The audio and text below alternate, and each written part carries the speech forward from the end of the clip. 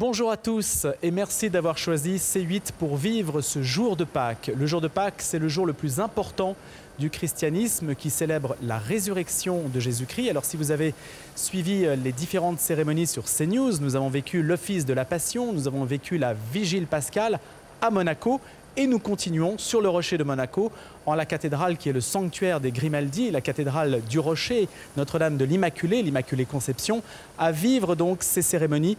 Et le jour de Pâques est évidemment le point d'orgue de ce qu'on appelle dans la liturgie catholique le Triduum pascal. Donc ce temps de Pâques, on va le vivre dans quelques instants avec Monseigneur Guillaume Paris qui va célébrer la messe dans quelques instants, messe qui sera commentée par l'abbé Christian Venard qui est le responsable de la communication du diocèse de Monaco et également l'aumônier de la force publique monégasque. Alors je salue tout d'abord l'abbé Christian Venard. Bonjour monsieur l'abbé. Bonne fête de Pâques. Eh bien vous aussi, évidemment on a vécu ensemble un certain nombre d'événements majeurs dans cette cathédrale depuis quelques jours et c'est Monseigneur Paris qui va en quelque sorte nous faire vivre cette messe de Pâques. Bonjour Monseigneur. Bonjour. Je dis en quelque sorte parce que c'est Monseigneur Dominique-Marie David qui aurait dû être là aujourd'hui, qui a été testé positif et c'est vous qui suppléez. Voilà, je vais essayer de suppléer à l'archevêque qui malheureusement a été testé positif. Bon, il a des symptômes légers, on n'est pas trop inquiet, mais bon, c'est un petit peu dommage pour lui, donc on a une pensée pour lui en particulier aujourd'hui. Alors quand on parle de Monaco, on pense à la Formule 1, au foot, à la boisson, éventuellement au people, au casino, au yacht, à la jet set. Là, il y a autre chose. C'est ce que nous voudrions communiquer aujourd'hui. Une tradition, un héritage, une foi, et vous la représentez. Oui, j'ai envie de dire une vie normale aussi, au-delà de tout ce que vous venez d'évoquer. Et au niveau religieux, une particularité peut-être qui est liée à la confessionnalité de l'État. Voilà, quelque chose qui est assez original. Il me semble qu'en Europe, aujourd'hui, il n'y a plus que la République de Malte qui partage avec la Principauté de Monaco cette dimension de confessionnalité de l'État. Et le Vatican. Et le Vatican, j'imagine. J'espère. Tout à fait. Puisque l'article 9 de la Constitution de Monaco énonce la religion catholique, apostolique et romaine et la religion de l'État. Donc ça, c'est quelque chose qui peut apparaître surprenant. Et en même temps, la Constitution défend la liberté de conscience, la liberté de culte. Mais du coup, la religion a une place particulière, une place reconnue, officielle dans la vie du pays.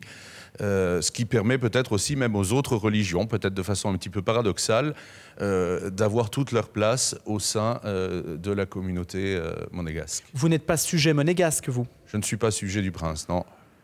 Est-ce que ça change quelque chose, le fait de venir à Monaco, d'être dans ce milieu, cet écosystème très particulier? On en rappellera peut-être quelques caractéristiques. Une pression immobilière extrêmement forte, spéculative, 100 000 € le mètre carré pour le nouveau quartier qui se construit un petit peu plus loin à Monte-Carlo. Est-ce qu'on est à l'aise dans ce milieu-là, Monseigneur Paris? Alors, moi je suis né à Monaco, j'ai grandi à Monaco et c'est ce que j'essayais de dire en commençant. Il y a aussi une vie ordinaire avec des gens ordinaires pour faire marcher tout ce que vous avez décrit. Il faut qu'il y ait des gens qui soient là pour travailler. Et donc, cette dimension, elle est présente, elle existe effectivement. Mais il faut bien comprendre qu'à côté de ça, il y a des gens ordinaires qui vivent normalement. On peut être riche avec un cœur de pauvre et pauvre avec un cœur de riche. Tout à fait. Et puis cette mixité existe aussi. C'est-à-dire que ça, vous apprenez depuis tout petit en allant à l'école. Ben, dans la même classe, lorsqu'on fête un anniversaire, ça ne va pas du tout avoir la même dimension. Mais c'est quelque chose qu'on comprend du coup très jeune et qui permet cette cohabitation et cette véritable mixité sociale qui existe à Monaco. Abbé Christian Venard, dans quelques minutes, la liturgie va commencer. Est-ce que vous pouvez nous en donner un aperçu? C'est le jour de Pâques.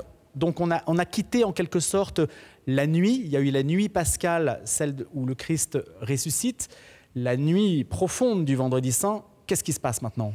J'allais dire, le jour de Pâques, c'est celui où vraiment explose la joie. Elle a déjà explosé dans la nuit. Nos auditeurs et téléspectateurs de CNews, cette nuit, ont vu apparaître la lumière, ont entendu le chant de joie, les cloches qui sont revenues. Elles nous avaient quittés depuis le jeudi saint. Mais le jour de Pâques, ça prend une nature particulière. Ça tombe au printemps. c'est vraiment la renaissance, c'est la lumière qui revient. Et donc cette messe de Pâques, traditionnellement, c'est peut-être une des messes les plus joyeuses de l'année. Et c'est vraiment, voilà, on exprime toute la joie de se dire que la mort est morte, si j'ose dire. Elle est vaincue, le Christ a vaincu la mort. Et donc cette espérance gigantesque pour toute l'humanité, la mort n'est pas la fin de tout. Le Christ est passé à travers elle, c'est sa Pâque, et il nous entraîne à sa suite. Et ça, c'est un bonheur immense. Et cette liturgie que nous allons vivre, eh ben, j'espère que nos téléspectateurs, à travers, et on peut remercier tous ceux qui vous ont accompagnés pour nous rejoindre ici en Principauté, les techniciens qui de C8, de CNews, de Canal qui nous ont rejoints, pour pouvoir donner à nos téléspectateurs quelque chose de cette joie. Alors, on évoquait un peu Monaco. En plus, ici, ben voilà, c'était vraiment une période extraordinaire, le printemps. Et vraiment, cette grande joie de Pâques. À travers les chants, on a eu Vianney Châtillon, le directeur de l'Académie musicale, qui nous accompagne depuis le début de la Semaine Sainte. Ben, cette explosion de joie qui doit passer à travers les chants, le déploiement liturgique aussi, la beauté des ornements, la beauté des lieux, les fleurs, tout ce qui peut apporter, qui peut toucher nos sens, parce que nous restons de pauvres êtres humains et nous sommes touchés par nos sens, la vue, l'odorat, l'ouïe. Les téléspectateurs ne pourront pas sentir l'encens, mais je pense qu'ils en verront les volutes de fumée. Ben, tout cela participe pour montrer que c'est tout notre être. Nous sommes tous pris à travers cette liturgie pour accompagner le Christ dans sa victoire. On l'a accompagné dans sa mort, nous l'accompagnerons désormais, et j'espère pour l'éternité, dans sa victoire. Monseigneur Paris, Monaco est habitué aux grandes cérémonies, y compris cette cathédrale. Il y a la fête nationale qui représente un événement très important. Il y a la figure de Sainte Dévote, à laquelle les monégasques sont extrêmement attachés. Vous avez une grande habitude, en fait, du déploiement du faste, non ?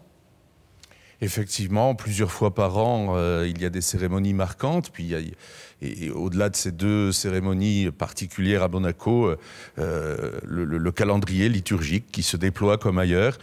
Et on essaye de faire le mieux possible et le plus beau possible. Donc oui, on a une petite habitude. Mais il y a une forte exigence aussi. Quand on est à Monaco, on ne peut pas faire quelque chose d'insipide. Il y a parmi le public aussi des personnes plus ou moins renommées qui attendent quelque chose de l'Église. Je pense que qu'on soit à Monaco ou ailleurs, on essaye toujours de faire le mieux possible pour les gens qui sont là, pour les accompagner et pour les aider à entrer dans la prière et à rencontrer le Seigneur. Voilà, que ce soit les uns ou les autres, on y met le même cœur. Donnez-nous un aperçu de votre diocèse. C'est un archidiocèse, c'est un petit peu technique, mais il y a Monaco, c'est 35 000 habitants et c'est un diocèse dynamique, mais un peu à part, qui a des relations avec d'autres, avec la France aussi particulières. Oui, alors le diocèse de Monaco ne fait pas partie de l'Église de France. Hein. Nous sommes rattachés directement au Saint-Siège. 6 paroisses dans le diocèse. Nous contribuons aussi à la vie d'une paroisse dans le diocèse de Nice, puisque parfois à Monaco, vous pouvez être d'un côté du trottoir à Monaco, de l'autre côté du trottoir, c'est la France. Donc il y a des communes françaises qui encerclent la principauté, qui sont très liées à la vie de Beausoleil, par exemple. Monaco, Beausoleil, Cap-d'Aille, La Turbie, Peille. Donc le clergé de Monaco dessert ces paroisses du diocèse de Nice. Donc c'est là que nous avons un petit lien avec nos voisins, oui. On ignore peut-être, en tout cas évidemment pas les gens des Alpes-Maritimes, que Monaco est un poumon économique très important. 60 000 personnes viennent travailler tous les jours à Monaco. Un bassin d'emploi très important pour les Alpes-Maritimes, pour l'Italie, pour le Var même. Ça se ressent aussi dans l'activité de l'Église, dans les défis qu'elle se lance, en particulier sur le numérique. On sait que vous êtes très impliqué dans ce domaine. Oui, la principauté se veut être vraiment en avance dans toutes ces dimensions techniques, numériques. Donc c'est aussi une exigence quelque part pour l'Église, un beau défi qui nous est lancé. Il faut qu'on soit présent dans toutes ces dimensions que la société développe. Et donc oui, on essaye de faire des efforts là-dessus. Merci Monseigneur Guillaume Paris, vous êtes vicaire général de Monaco. Dans quelques minutes, donc, la messe de Pâques avec vous. Merci beaucoup de nous avoir accordé. Merci à vous et joyeuse Pâques à vous ainsi qu'à tous les téléspectateurs. Merci beaucoup, quelques temps. Et puis bien sûr, on salue à distance Monseigneur Dominique-Marie David, archevêque de Monaco, qui ne peut être parmi nous aujourd'hui. Merci Monsieur l'abbé. On se retrouve dans quelques instants pour commenter ce grand moment sur C8. Merci beaucoup et à tout de suite.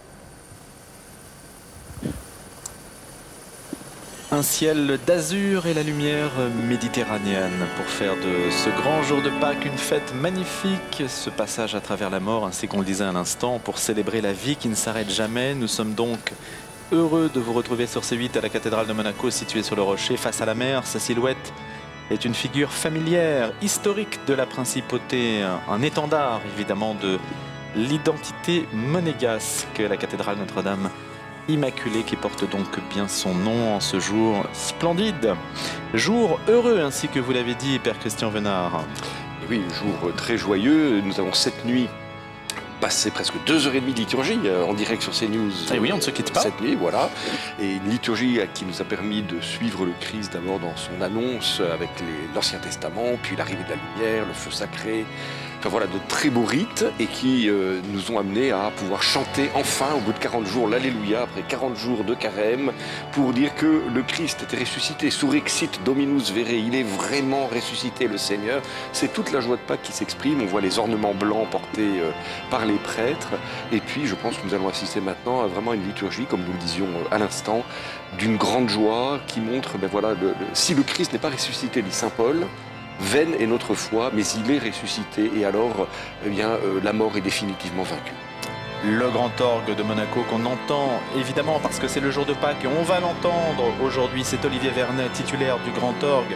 Il sera assisté à l'orgue de chœur par Jean-Cyril Gandillet tout au long de cette cérémonie. Évidemment, cette couleur bleue, elle était rouge vendredi, elle est bleue maintenant comme le ciel azur de cette mer Méditerranée aussi, dans lequel ce ciel magnifique se reflète aujourd'hui. Une cathédrale de style romano-byzantin et même un petit peu auvergnat, ainsi que nous l'a dit le chanoine d'Eltreuil, curé de la cathédrale. Une cathédrale signée Charles Lenormand, architecte français, qui avait construit aussi la basilique de Nice. On se souvient que l'attentat du 29 octobre avait beaucoup marqué la France entière et évidemment tous les chrétiens qui sont donc réunis pour ce jour de Pâques. On voit donc la procession qui s'avance avec en tête la croix, l'encensoir, l'encens qui est utilisé donc dans toute la liturgie catholique pour marquer le respect, l'honneur, et donc c'est utilisé depuis la plus haute antiquité, à la fois chez les personnages riches, mais aussi dans les rites. Et puis on en profite pour saluer aussi, cher Louis, nos téléspectateurs de Monaco Info, qui retransmettent aussi en direct, la chaîne publique de Monaco, qui retransmettent aussi en direct, comme ils le font tous les dimanches, la messe de la cathédrale. La chaîne du gouvernement princier qui est donc également mobilisée en ce jour. Nous sommes non loin d'ailleurs du Palais Princier, dans ce quartier de Monaco-Ville, loin de l'agitation, de l'urbanisme aussi d'autres quartiers comme Fontvieille, la Condamine, bien sûr Monte-Carlo. On voit la décoration florale de ce jour de Pâques, aussi avec beaucoup de fleurs blanches. Le clergé rentre dans le sanctuaire et va commencer par aller vénérer l'autel, le lieu du sacrifice. C'est la symbolique, c'est le lieu de la tombe, mais la tombe, vous savez désormais qu'elle est vide, mais en même temps dans la liturgie catholique, c'est le lieu où se renouvelle ce que nous allons vivre au cours de cette messe, dans la foi catholique, où se renouvelle le sacrifice du Christ d'une manière mystérieuse, et donc on entoure cet autel de vénération, donc les prêtres vont aller l'embrasser maintenant. Puis, Monseigneur Paris, le vicaire général, donc, qui remplace notre archevêque, va encenser cet autel, la croix, puis l'autel en marque de respect.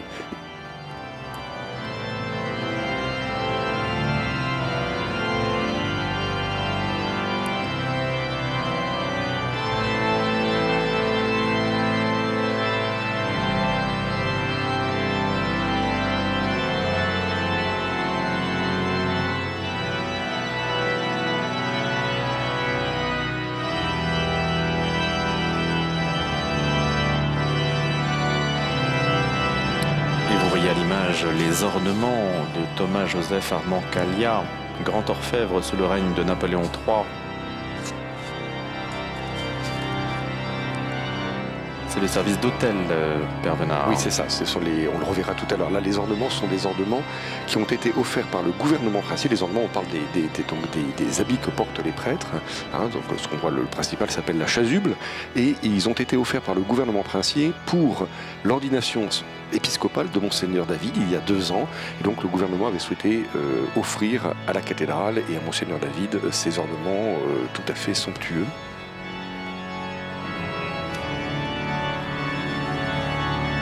Aujourd'hui, on peut dire que c'est un jour de fête et de joie, parce que c'est le premier de notre éternité bienheureuse.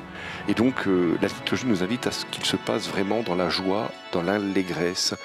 Et elle nous invite à rendre témoignage à la suite de Marie-Madeleine, qui est la première à qui quasiment, en tout cas dans les évangiles, à qui le Christ apparaît.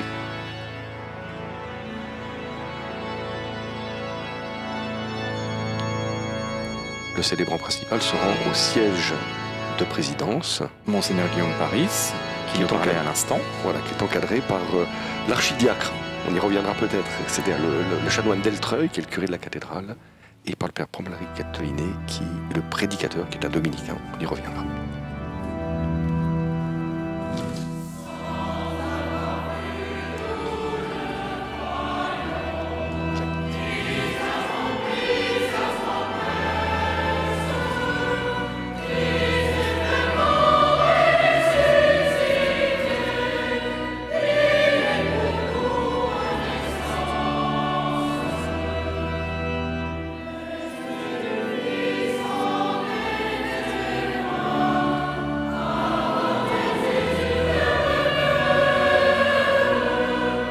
Le chant d'entrée interprété par la maîtrise et les petits chanteurs de la cathédrale de Monaco, dirigés par Pierre Debat.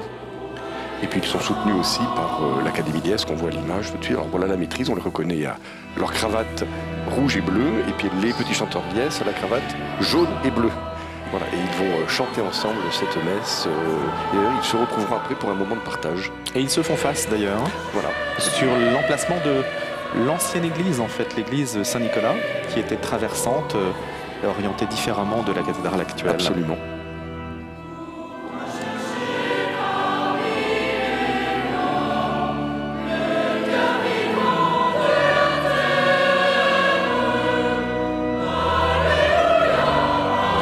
Pourquoi chercher parmi les morts le cœur vivant de la terre? Alléluia. Le Christ est pour nous espérance.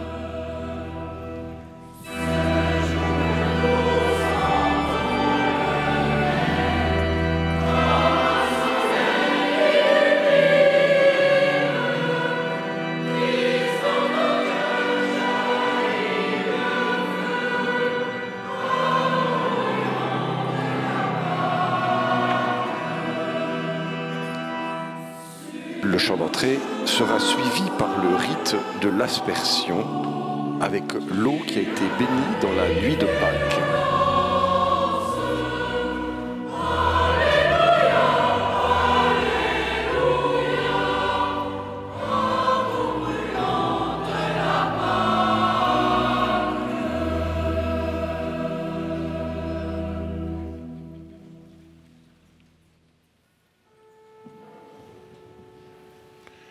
In nomine Patris et Filii et Spiritus Sancti.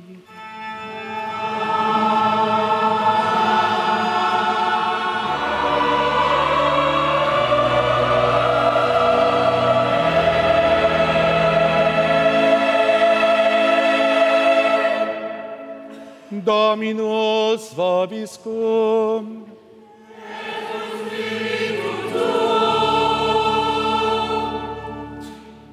Frères et sœurs bien-aimés, en ce saint jour de Pâques, demandons au Seigneur de bénir cette eau qu'il a créée.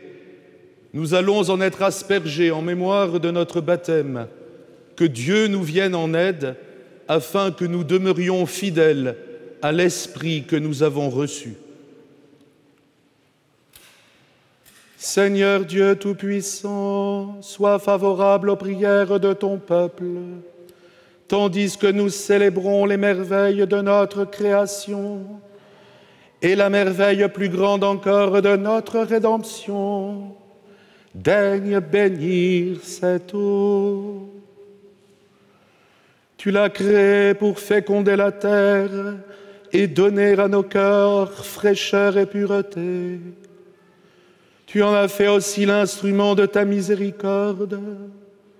Par elle, tu as libéré ton peuple de la servitude et étanché sa soif dans le désert.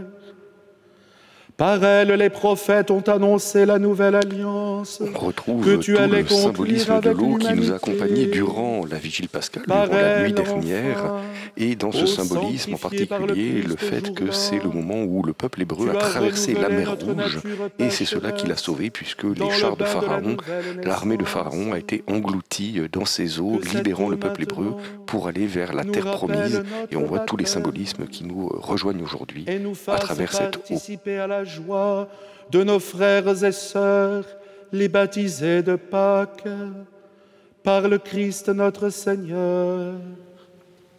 Amen.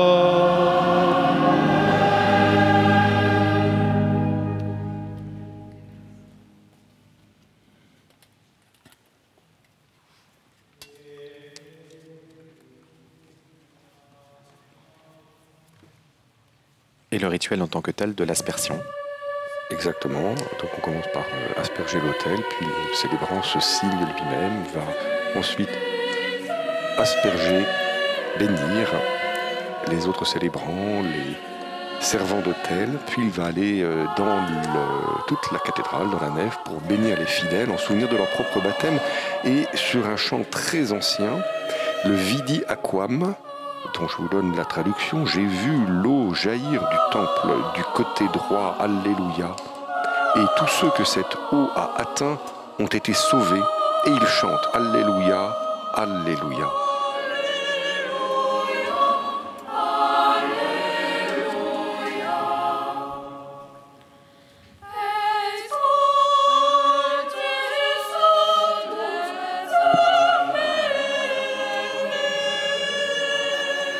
Chaque fidèle, au jour de son baptême, a été plongé dans l'eau, a reçu l'eau. Je te baptise au nom du Père et du Fils et du Saint-Esprit. Et un des symbolismes de cette eau est non seulement qu'elle purifie, mais elle est aussi signe de l'ensevelissement de la vie ancienne dans la vie du Christ et de la résurrection à une vie nouvelle, la vie des baptisés, des enfants de Dieu.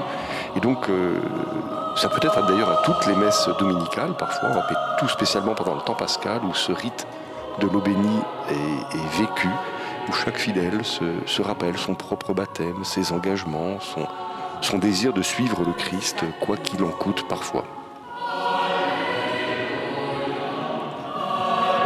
Et les fidèles ont renouvelé d'ailleurs leur adhésion à leur engagement de baptême hier au cours de la Vigile pascale, après que 6 adultes eurent été baptisés en cette cathédrale.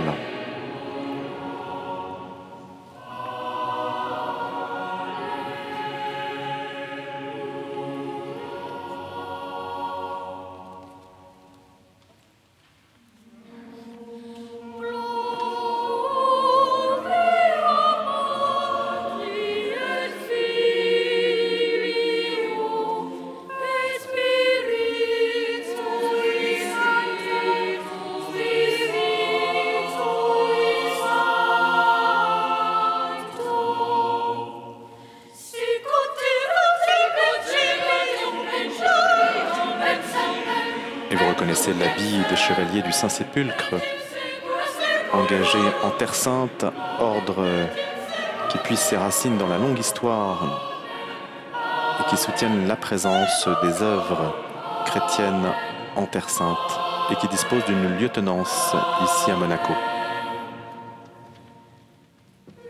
Seulement 800 personnes à peine, hein, c'est ce qu'on se disait, habite le Rocher de Monaco, hein, le quartier de Monaco-Ville. C'est un quartier qui n'est pas très facile à vivre. Il y a beaucoup d'institutions monégasques qui ont leur bâtiment là.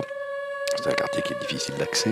Et donc, il n'y a à peu près que 800 personnes qui y vivent, ce qui fait que c'est une petite paroisse, il y a peu de monde. Mais je pense que comme c'est la tradition, beaucoup d'étrangers, d'amis de Monaco sont là ce dimanche dans cette cathédrale parce que Monaco attire beaucoup au moment du week-end de Pâques. Et puis là, nous avons en ce moment l'Open de tennis, bientôt les Grands Prix qui débutent, donc beaucoup de monde. Et donc il y a aussi sûrement beaucoup notamment d'Italiens qui nous rejoignent durant le week-end pascal ici à Monaco. Il y a 8000 Français qui vivent à Monaco, 8000 Italiens à peu près, puis 8000 Monégasques et le reste, ce sont diverses nationalités qui se côtoient donc ici, sur un territoire de 2 km.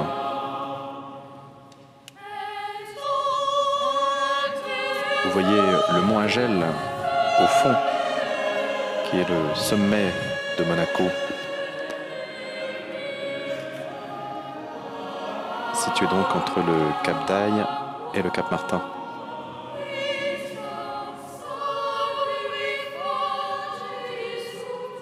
Et la tour bleutée que vous apercevez dans le fond, c'est la tour Odéon, l'appartement qui se trouve à son sommet, et je crois l'appartement le plus cher du monde. Et vous avez en contrebas le quartier de l'Arvoto, avec des chantiers très importants qui consistent à conquérir de la surface sur la mer, parce que pour Monaco, c'est évidemment le défi de pouvoir s'étendre.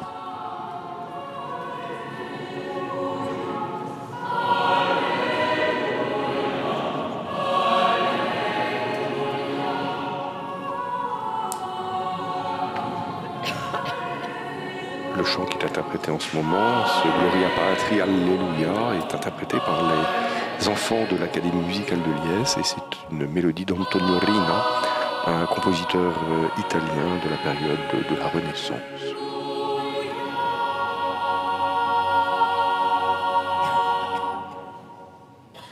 Que Dieu Tout-Puissant nous purifie de nos péchés et par la célébration de cette Eucharistie nous rende dignes de participer à la table de son royaume par le Christ notre Seigneur. Amen.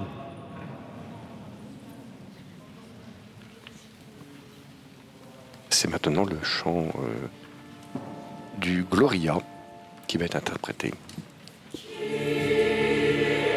Extrait de Missa Brevis. Alors, il est précédé évidemment par le Kyrie qui lui aussi est de la même messe de Mozart. Exactement. Missa Brevis, donc on entend le Kyrie d'abord, puis le Gloria. Kyrie, Gloria, Sanctus, Agnus Dei seront extraits de la même œuvre de Mozart. Kyrie eleison, Seigneur, prends pitié. Christe eleison, ô Christ, prends pitié.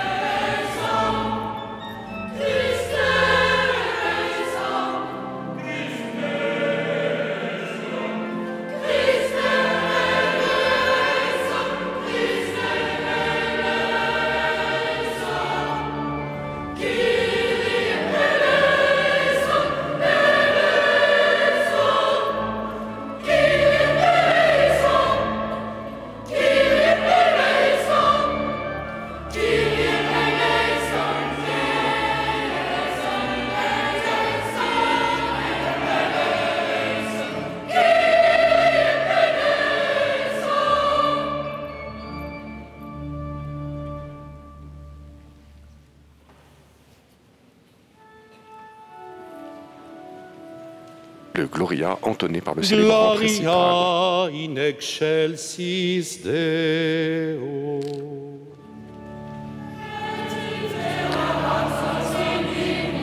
Gloria grégorien. Le Gloria 8.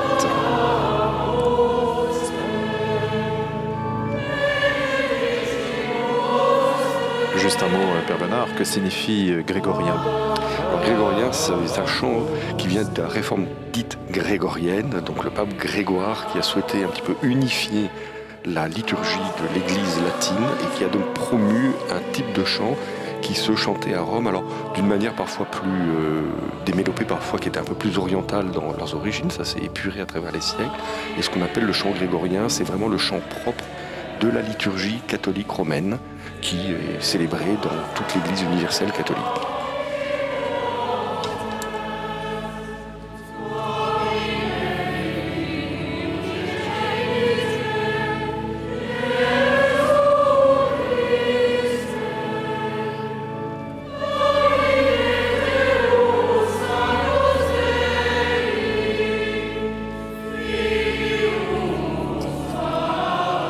chœur Charlie Tildesley qui dirige donc les chanteurs, les 72 chanteurs, élèves de l'Académie musicale de Liesse.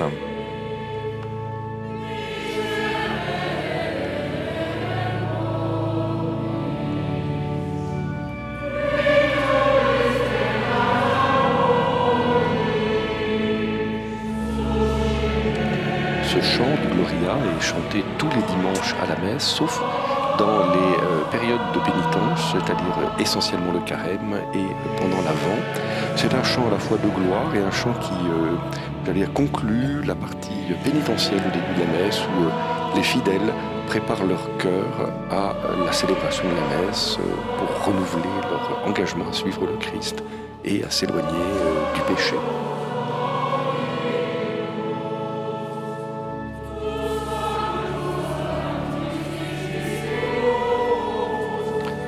Toi seul est Seigneur, toi seul est le Très-Haut Jésus-Christ, avec le Saint-Esprit, dans la gloire de Dieu le Père. Amen.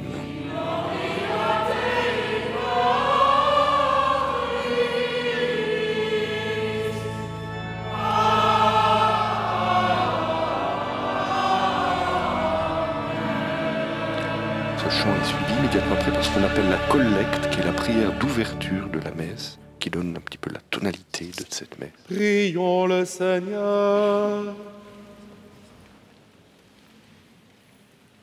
Aujourd'hui, Seigneur Dieu, par ton Fils unique, vainqueur de la mort, tu nous as ouvert les portes de l'éternité. Tandis que nous fêtons solennellement la résurrection du Seigneur, nous t'en prions.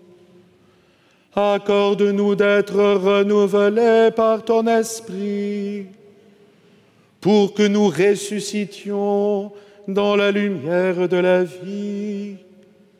Par Jésus-Christ, ton Fils, notre Seigneur, qui vit et règne avec toi dans l'unité du Saint-Esprit, Dieu pour les siècles des siècles.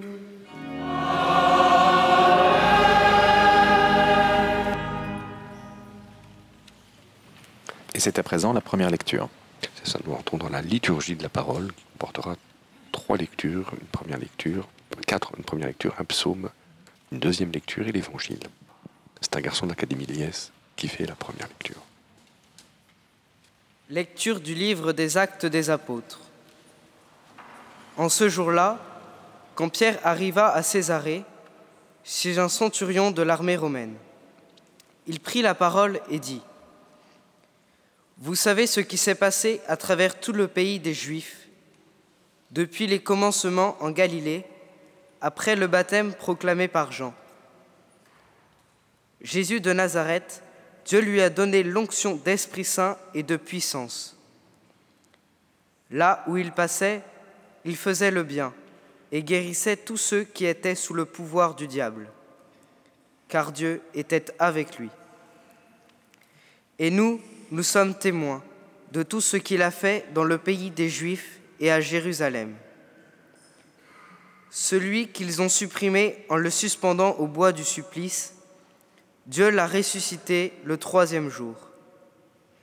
Il lui a donné de se manifester, non pas à tout le peuple, mais à des témoins que Dieu avait choisis d'avance. À nous qui avons mangé et bu avec lui après sa résurrection d'entre les morts.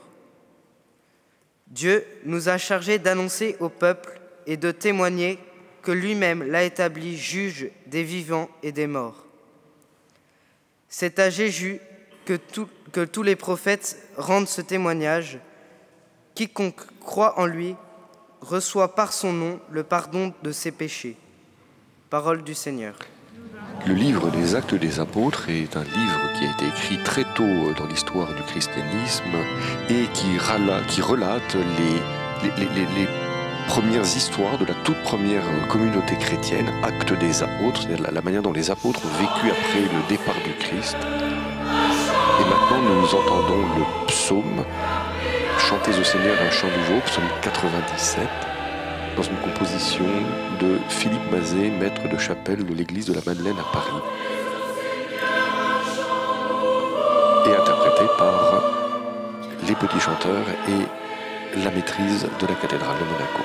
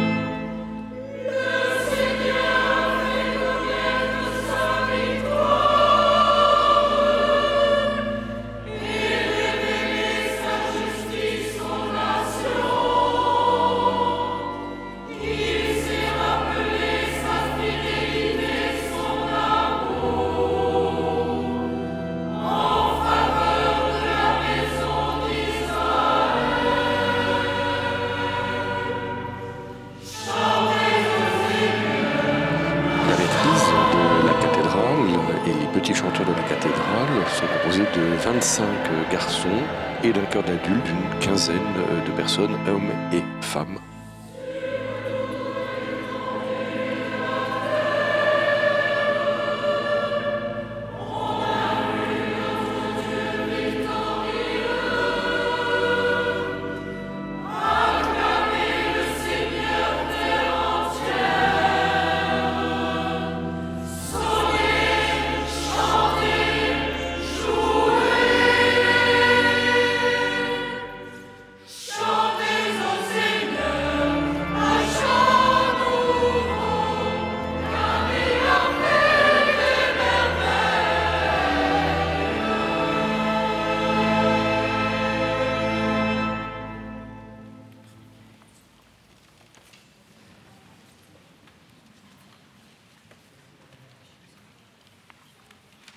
Et à présent, c'est la deuxième lecture. Assuré aussi par un enfant de l'Académie musicale de Liesse. Lecture de la première lettre de saint Paul, apôtre aux Corinthiens. Frères, ne savez-vous pas qu'un peu de levain suffit pour que fermente toute la pâte? Purifiez-vous donc des vieux ferments, et vous serez une pâte nouvelle, vous qui êtes le pain de la Pâque, celui qui n'a pas fermenté. Car notre agneau pascal a été immolé, c'est le Christ. Ainsi, célébrons la fête, non pas avec de vieux ferments, non pas avec ceux de la perversité et du vice, mais avec du pain non fermenté, celui de la droiture et de la vérité. Parole du Seigneur. Vient maintenant l'hymne célèbre qu'on appelle le Victime Pascalis. La séquence de Pâques est attribuée, elle c'est très ancien, à Vipon le Bourguignon au XIe siècle. Harmonisé par Jean Revers, maître de chapelle de Notre-Dame de Paris, qui nous a quittés en 2015.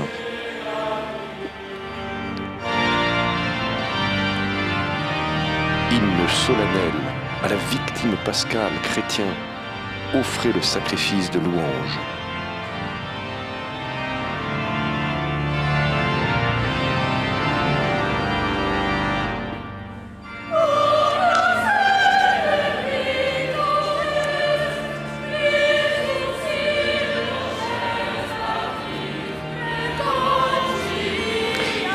Racheter les brebis, le Christ innocent a réconcilié l'homme pécheur avec le Père.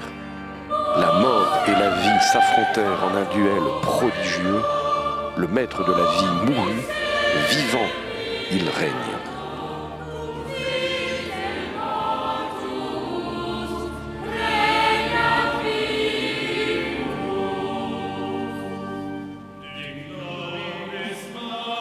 On voit bien que la tonalité du jour de Pâques est une tonalité foncièrement joyeuse, un déploiement, un rayonnement, un triomphe. Très festif. Comparé à ce qui a été vécu le vendredi saint et au début de la vigile pascale.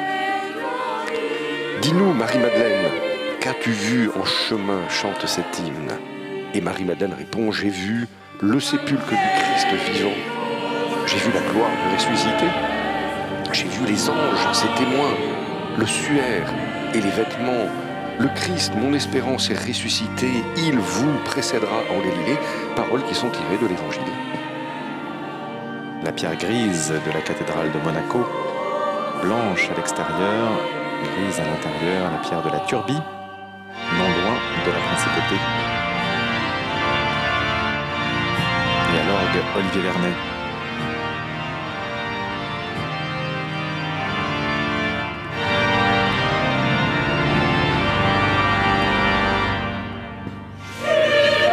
Nous le savons, le Christ est vraiment ressuscité mort. Roi victorieux, prends-nous tous en pitié. Amen. Alléluia.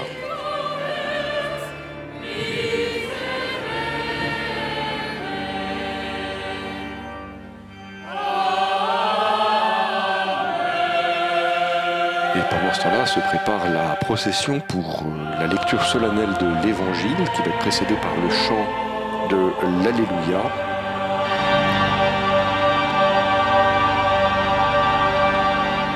Le célébrant principal impose l'encens dans l'encensoir. Quelle est la signification de l'encens? C'est toujours une signification de sacré. On offre de l'encens à ce qui est sacré. Donc là, l'encens va servir à encenser l'évangéliaire, non pas tant la chose en elle-même que ce que représente l'évangéliaire, c'est-à-dire la parole même de Dieu, puisque l'évangile, c'est vraiment dans la foi chrétienne le moment où c'est le Christ lui-même qui s'adresse à nous, et c'est pour ça que l'évangile, sa lecture est réservée ou au prêtre ou au diacre. Un simple fidèle ne peut pas lire l'évangile parce que c'est vraiment dans la foi chrétienne l'actuation de la parole de Dieu, c'est le Christ qui parle directement. Quelle est la différence entre un diacre et un prêtre? Alors le diacre se prépare, quand il s'agit d'un diacre en vue du sacerdoce à devenir prêtre, c'est un des degrés du sacrement de l'ordre. Diacre, prêtre, évêque, 3 degrés d'un même sacrement, le sacrement de l'ordre, c'est-à-dire le sacrement qui permet à un homme de recevoir de Dieu ses capacités, par exemple d'offrir le sacrifice de la messe, de lire l'évangile, d'actuer la parole de Dieu. C'est le frère Paul-Marie Catolinet, dominicain.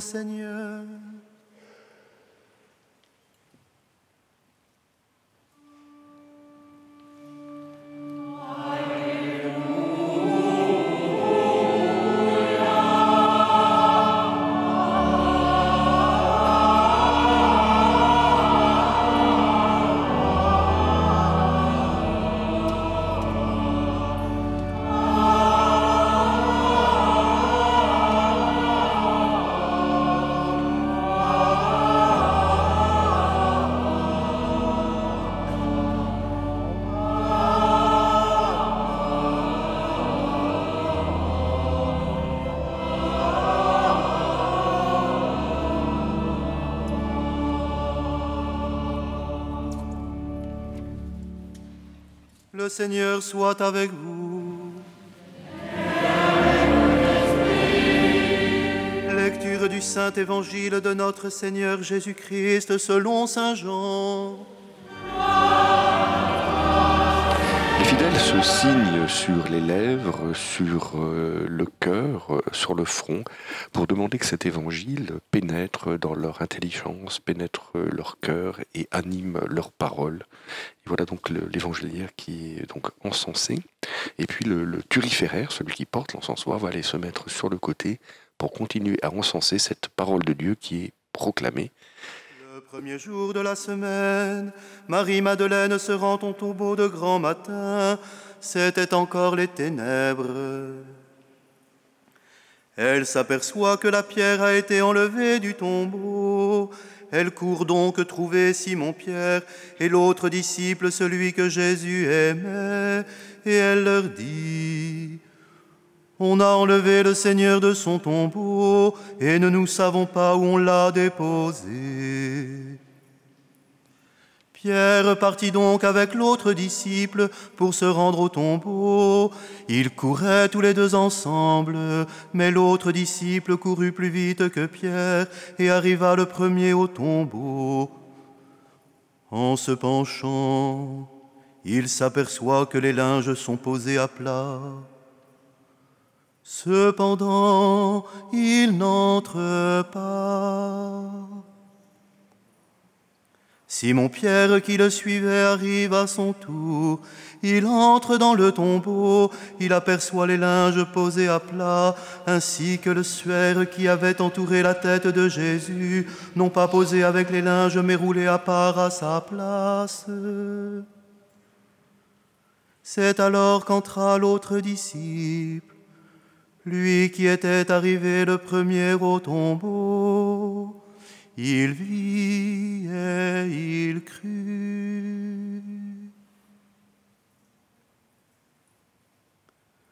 Jusque-là, en effet, les disciples n'avaient pas compris que selon l'Écriture, il fallait que Jésus ressuscite d'entre les morts. Acclamons on voit la à travers parole cette proclamation de l'Évangile qui a été chantée que pour les chrétiens, nous ne sommes pas les religions du livre, nous sommes une religion de la parole, une parole incarnée, la religion du Christ qui s'est incarné et qui nous a donné la parole de Dieu. Et c'est vraiment un détail important, hein, que nous ne chosifions pas la parole de Dieu. Il vit et il crut, une phrase sur laquelle le frère Paul-Marie Catolinet a marqué un temps d'arrêt, phrase essentielle de ce jour de Pâques. Oui, parce que le disciple rentre, il ne voit pas le Christ et pourtant il a la foi d'un seul coup. In Jérusalem. On n'arrête pas de courir, mes frères, en ce matin de Pâques, dans la ville sainte. Marie-Madeleine court au tombeau, puis de tombeau, elle court vers le cénacle pour prévenir Pierre et Jean, et les deux disciples, eux aussi, se mettent à courir. Tout le monde court. D'ailleurs, c'est bien simple, on se croirait à Paris, dans le métro parisien. Après quoi courent-ils tous ces gens? Oh, ils courent après le temps, ils courent après la performance, ils courent après leur régime ou bien la dopamine. Nos trois coureurs de ce matin, eux, courent une course bien particulière. Elle n'est pas seulement religieuse, elle est policière. Ils cherchent un indice, une explication, une analyse des faits. Car on a enlevé le Seigneur, mais on ne sait pas où on l'a mis. Et comme tout bon chrétien qui respecte son intelligence, ils vont chercher une preuve. Car c'est bien gentil, tous ces alléluia en cascade. Mais qu'en est-il en vrai? Quelle est la preuve qu'il est ressuscité? Alors ils cherchent. Et quand on cherche, on trouve. Marie-Madeleine d'abord. Avant même sa rencontre personnelle avec le Christ, Marie-Madeleine rapporte de sa première course une preuve qui suffira à bouger tout le monde. Et quand je dis tout le monde, c'est tous les siècles. Le tombeau est vide, bel et bien vide, et tous vont se mettre à le chercher. On invente même un mensonge pour expliquer sa disparition. Pilate, évidemment, le cherche, car retrouver son corps, c'est étouffer une nouvelle révolte. Et les archéologues, les plus scientifiques d'entre nous, depuis 2000 ans, cherchent. Et chaque nouvelle d'un tombeau soi-disant retrouvé avec un vrai corps s'avère toujours comme un poisson d'avril. Les grandes déclarations de nos intelligences s'arrêtent devant son tebon vide. Ce tombeau est comme une ouverture qui dit à notre intelligence d'aller plus loin, d'ouvrir son œil. Ne cherchez pas parmi les morts celui qui est vivant. Cherchez. Chercher, c'est commencer à le désirer. Et le désirer, c'est commencer à l'aimer. Et à celui qui m'aime, dit Jésus, je me manifesterai. Et ce n'est pas un hasard si celle qui annonce la résurrection est celle qui, de toutes les personnes qu'a rencontrées Jésus, a le plus aimé. Dilexit, multum, dira-t-il d'elle. Elle a beaucoup aimé. Oui, mes frères, si votre intelligence se fait aimante et que votre cœur devient tout brûlant, il vous montrera qu'en ce moment même, devant vous, il respire et vous regarde. Pierre et Jean, alors, se mettent à courir. Ils sont dociles.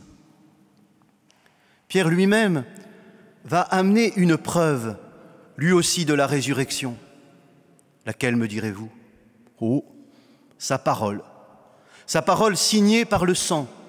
Oh, oh, on la connaît, sa parole, à Pierre. Il a trahi, il affaiblit. Eh bien, justement, mes frères, c'est sa faiblesse qui fait la force de sa preuve. Car comment expliquez-vous que cet homme, qui il y a quelques jours à peine, a menti, a trahi, comment cet homme de tempérament peureux, puisque pendant 50 jours, il s'est terré dans le cénacle, comment expliquez-vous que tout d'un coup, il devienne un homme hardi, courageux, et même à affronter jusqu'à la mort? Comment expliquez-vous que Paul, qui fut le premier des persécuteurs des chrétiens, a tout d'un coup été le plus grand des apôtres de la résurrection, jusqu'à être décapité à Rome en 68? Mes frères, que vous y croyez ou non, tout cela, ce sont des faits historiques. Il y a eu un événement A et un événement B. Un changement s'est opéré dans leur vie. Alors, quelle est l'explication la plus plausible? Sinon peut-être de croire en effet qu'ils ont fait une mystérieuse rencontre. Et il n'y a pas qu'eux. Ils sont des milliers et des milliers dans l'histoire, et même parfois proches de nous, qui ont changé du tout au tout d'opinion sur le Christ ressuscité. Des martyrs à André Frossard, de Charles de Foucault à Saint-Augustin. Tout cela, comment expliquez-vous qu'ils ont changé d'opinion? Le troisième indice, il nous vient de Saint Jean lui-même, car il voit des linges roulés à part, mais il n'entre pas. Il voit ces linges et il croit.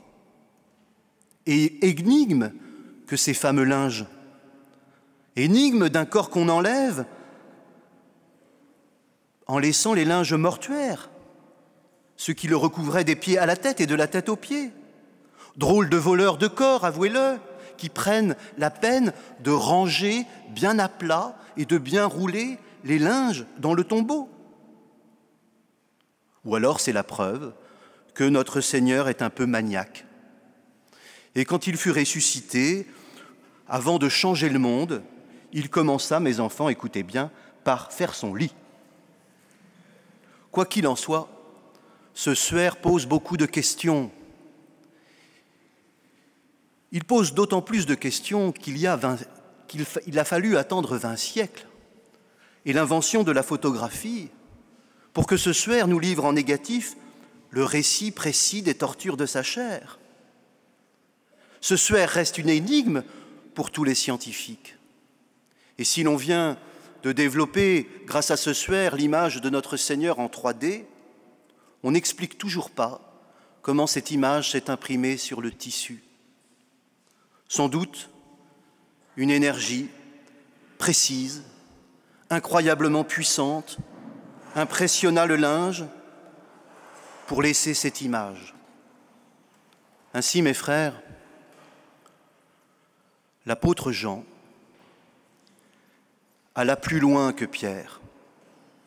Pierre, c'est celui à qui Jésus demande « M'aimes-tu » mais Jean, c'est le disciple bien-aimé, celui qui est aimé.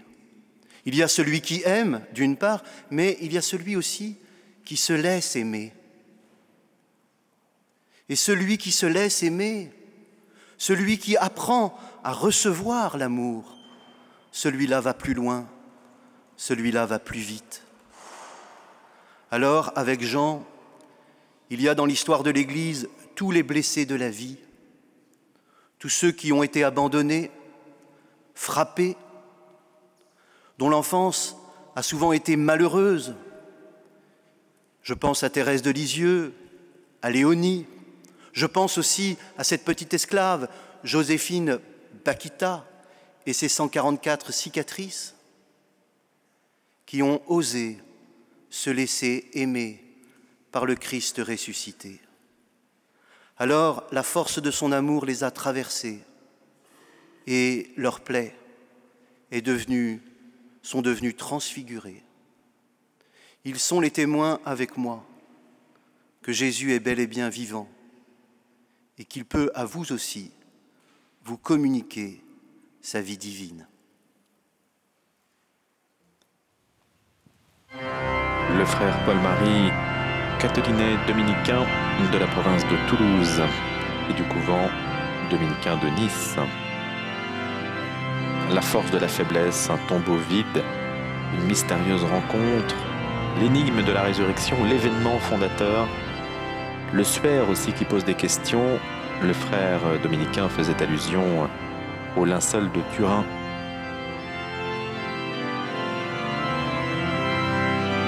Et à présent, c'est le petit choral de Jésus-Christ ressuscité de L.A. Whelan, compositeur canadien.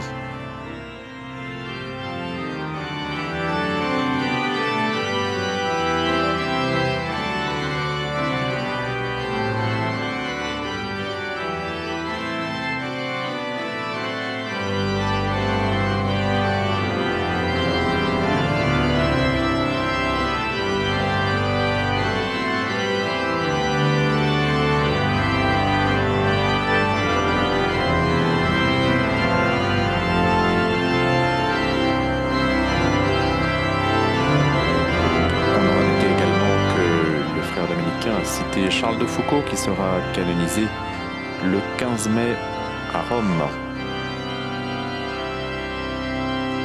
Une fois cette pièce terminée, l'assemblée entière va professer la foi avec le credo, en grégorien, le credo 3.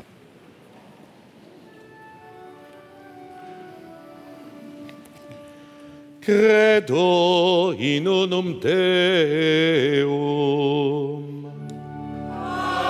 Je crois en un seul Dieu, le Père Tout-Puissant, Créateur du ciel et de la terre, de l'univers visible et invisible.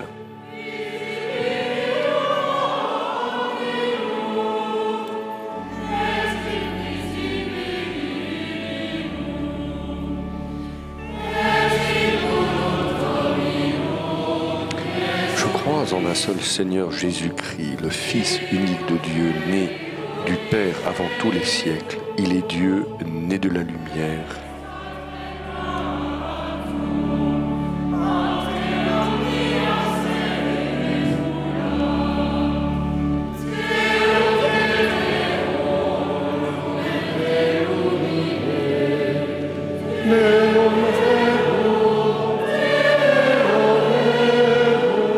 Vrai Dieu, né du vrai Dieu, engendré, non pas créé, consubstantiel au Père.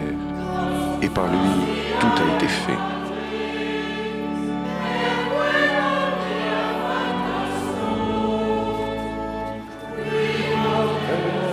Pour nous les hommes et pour notre salut, il descendit du ciel.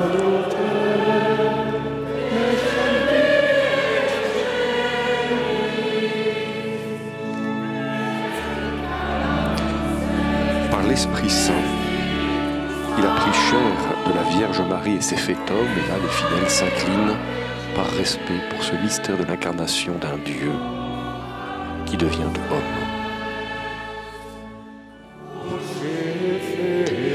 Crucifié pour nous sous Ponce Pilate, il souffrit sa passion et fut mis au tombeau, ce que nous avons célébré durant cette semaine dans cette cathédrale.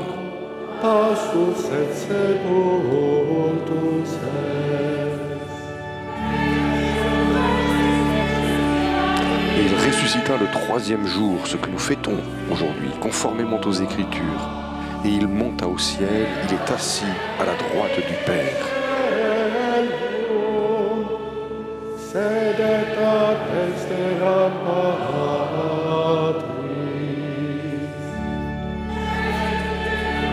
Il reviendra dans la gloire pour juger les vivants et les morts, et son règne n'aura pas de fin.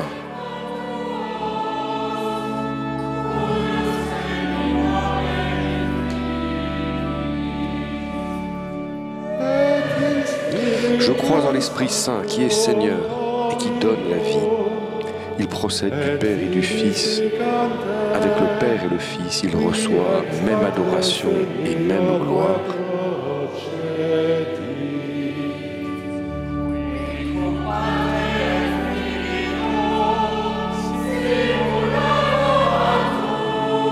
Il a parlé par les prophètes.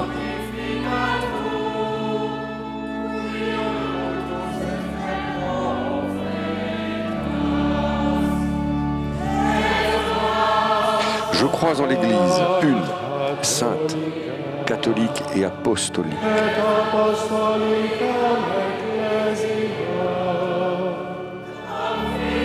Je reconnais un seul baptême, celui que nous avons fêté cette nuit avec 6 adultes qui ont été baptisés, pour le pardon des péchés. J'attends, à mon tour, à la suite du Christ, la résurrection des morts et la vie du monde à venir. Amen.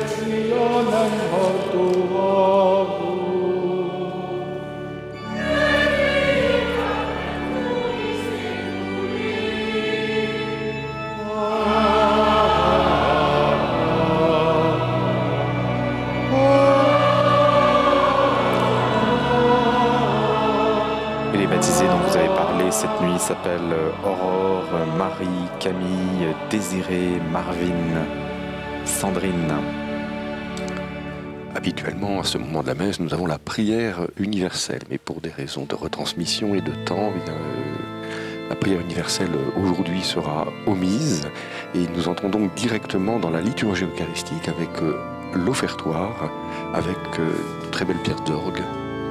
Pièces d'orgue, exactement, puisque vous connaissez le programme apparemment, Père Bernard. Je crois que c'est de Jacques Boivin, exactement, un compositeur français du XVIIe siècle. Auteur d'un prélude et d'un grand dialogue à 4 chœurs.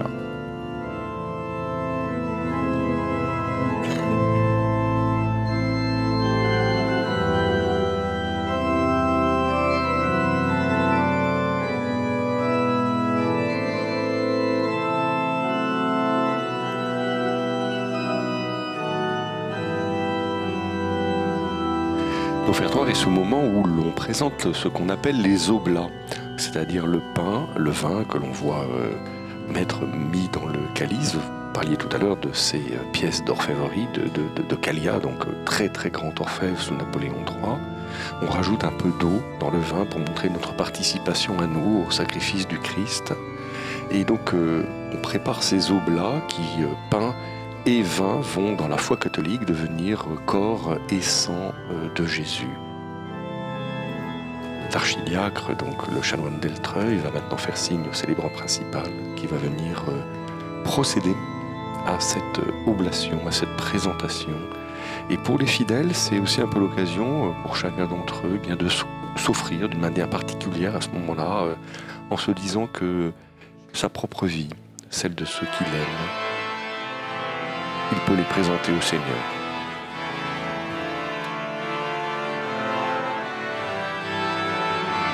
Et j'en profite pour dire que les commentaires liturgiques sont assurés par l'abbé Christian Venard, aumônier de la Force publique de Monaco, et vous êtes responsable de la communication du diocèse de Monaco. Vous avez été 22 ans aumônier dans l'armée française.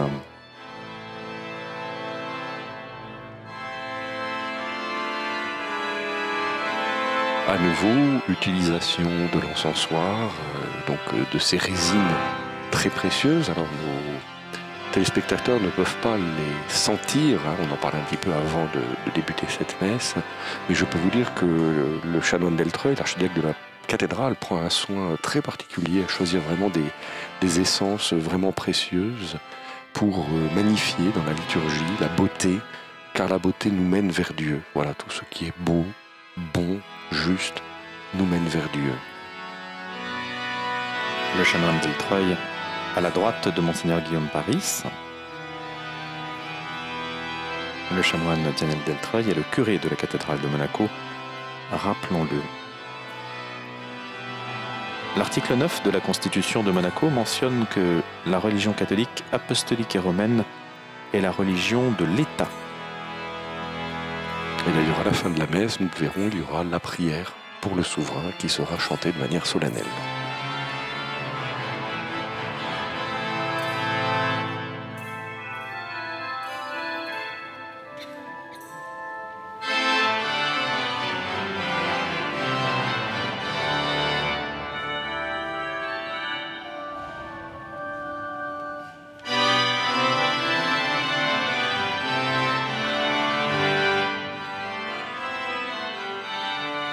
La devise de la famille Grimaldi, par la grâce de Dieu.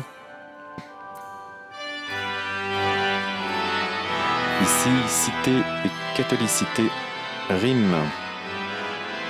Et c'est dans l'ADN des institutions monégasques, puisque cette devise figure en tête des ordonnances souveraines.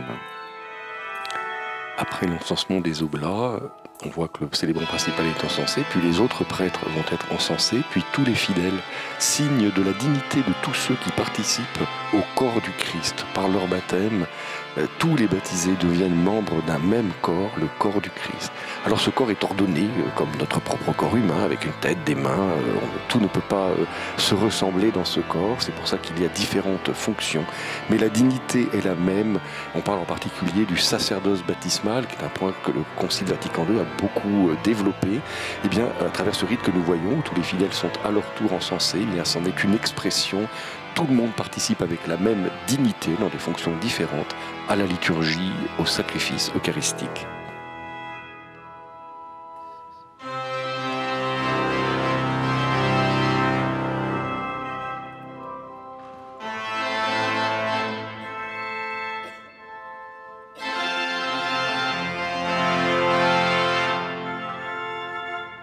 On aperçoit le cierge pascal, juste à côté de Lombon. Ce cierge a été entouré de beaucoup de rites dans la nuit de Pâques, puisqu'il a été d'abord béni, consacré avec ces 5 clous formés d'encens qui représentent les 5 plaies du Christ. Il a été marqué de l'année en cours, il a été marqué du signe alpha et oméga, début et fin de toute chose, ce qu'est le Christ, l'alpha et l'oméga. Il est entré solennellement dans la cathédrale durant la nuit pascale. Par 3 fois, on a chanté Lumen Christi, la lumière du Christ, et il a transmis sa propre lumière à tous les fidèles. Et ainsi, le Christ nous éclaire tous pour que nous-mêmes, nous soyons porteurs de lumière dans ce monde. Priez, frères et sœurs, que mon sacrifice, qui est aussi le vôtre, soit agréable à Dieu le Père Tout-Puissant.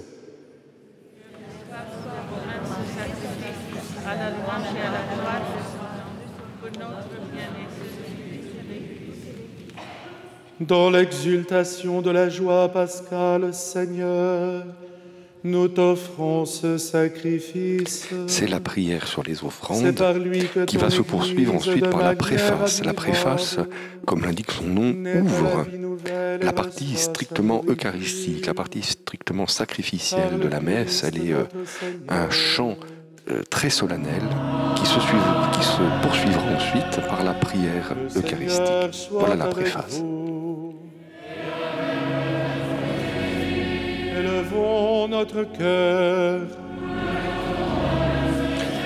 Depuis les débuts de la liturgie catholique, on a ces interpellations. Élevons notre cœur, associez-vous à mon sacrifice, priez avec moi mes frères. Voilà ce que dit le prêtre.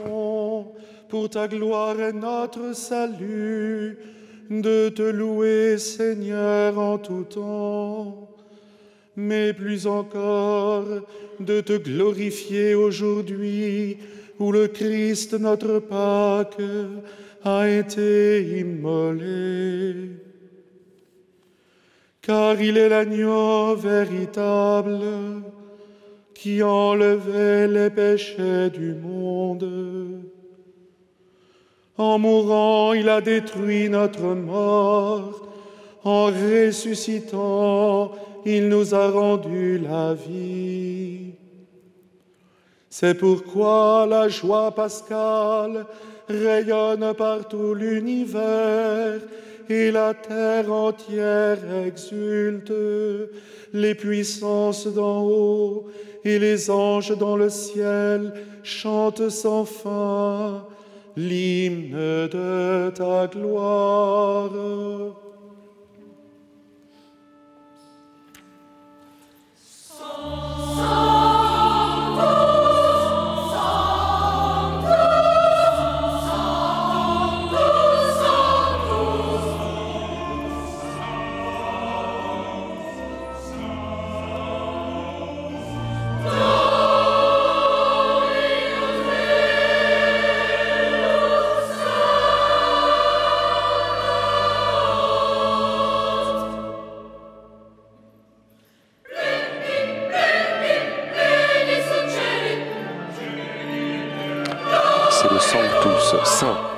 Saint le Seigneur, Dieu de l'univers, le ciel et la terre sont remplis de ta gloire. Hosanna au plus haut des cieux.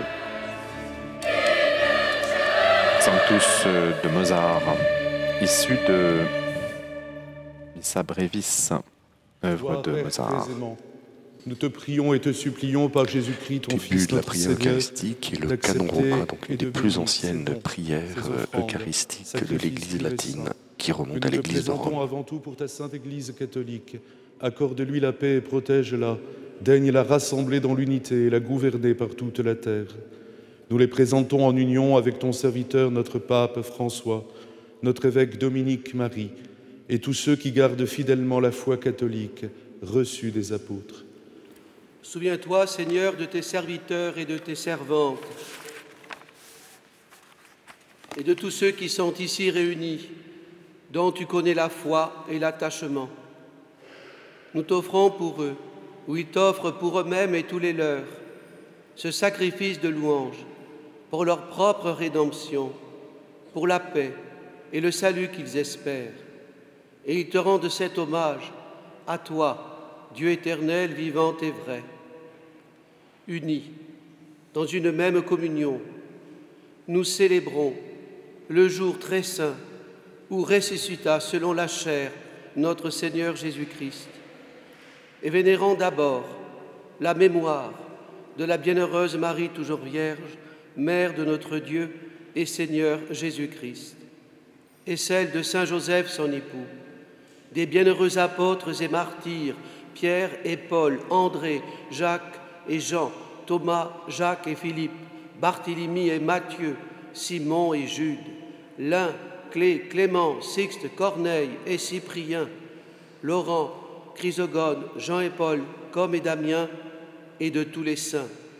Nous t'en supplions, accorde-nous, par leurs prières et leurs mérites, d'être toujours et partout forts de ton secours et de ta protection, par le Christ notre Seigneur. Amen. Voici donc l'offrande que nous présentons devant toi. Nous, tes serviteurs et ta famille entière, particulièrement pour les baptisés de Pâques, que tu as fait renaître de l'eau et de l'Esprit Saint, en pardonnant tous leurs péchés.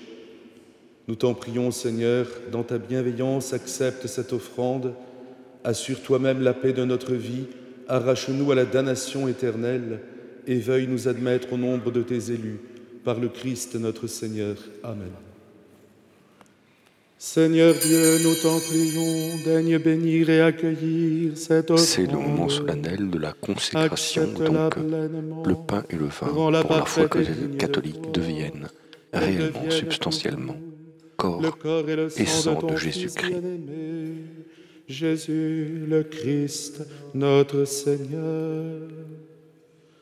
La veille de sa passion, il prit le pain dans ses mains très saintes, et les yeux levés au ciel, vers toi, Dieu son Père Tout-Puissant. En te rendant grâce, il dit la bénédiction, il rompit le pain, et le donna à ses disciples en disant: Prenez et mangez-en tous. Ceci est mon corps livré pour vous. Pour le fidèle, c'est vraiment le corps du Christ. Saint Thomas d'Aquin a écrit une hymne célèbre qui dit évidemment « Nos yeux ne voient que du pain, nos sens ne goûtent que du vin, mais la foi nous permet de croire que c'est vraiment le corps et le sang de Jésus. » De même, après le repas, il prit cette coupe incomparable dans ses mains très saintes, et te rendant grâce à nouveau, il dit la bénédiction et donna la coupe à ses disciples en disant « Prenez et buvez-en tous, car ceci est la coupe de mon sang, le sang de l'alliance nouvelle et éternelle, qui sera versé pour vous et pour la multitude en rémission des péchés. Vous ferez cela en mémoire de moi. »